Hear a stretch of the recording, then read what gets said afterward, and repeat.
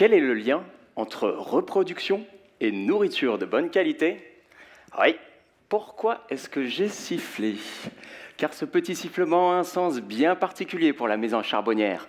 Je veux me reproduire, eh oh, regardez-moi! Eh oui, cette douce symphonie que nous entendons lorsque le printemps s'éveille, que l'on soit en balade en forêt et même en pleine ville. Étonnant, non, d'entendre des mésanges en ville? Pourtant, elles y vivent et s'y reproduisent très bien, mais différemment qu'en milieu naturel. Notamment par rapport à la reproduction, elles pondent moins d'œufs qu'en forêt. Et l'hypothèse que j'étudie pour expliquer ce comportement repose sur l'alimentation des poussins. Dans la nature, ces derniers raffolent de petites bêtes. Le plat de meilleure qualité, chenilles et araignées. Chacun ses goûts et ses restaurants. Et comme le dit si bien la chanson, un peu gluant, mais appétissant.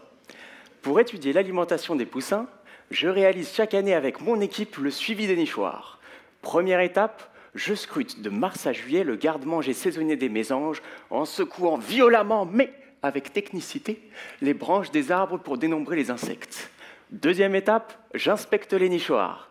Et c'est là que le bourbier intervient.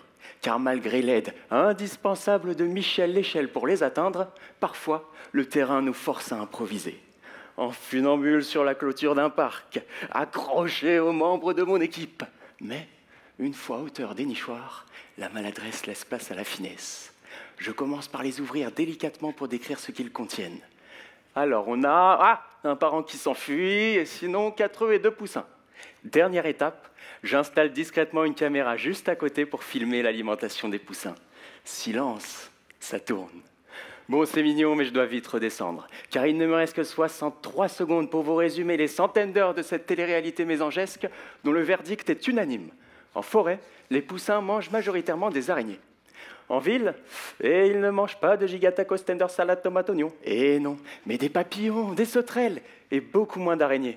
On observe donc en ville des proies plus variées, mais de moindre qualité. Pour sûr, vérification faite dans les crottes de poussins, et même confirmée par les études européennes. Or, face à cette contrainte alimentaire, nos mésanges urbaines n'en sont pas restées les ailes croisées. En pondant moins d'œufs, elles nourrissent mieux chaque poussin, leur offrant ainsi de meilleures conditions de croissance. Finalement, vivre en ville pour une mésange, c'est aussi changer de restaurant. Privées de leur buffet forestier habituel, elles composent avec une carte urbaine saisonnière bien diversifiée. Une adaptation qui ne concerne pas seulement ces individus, mais l'écosystème urbain tout entier.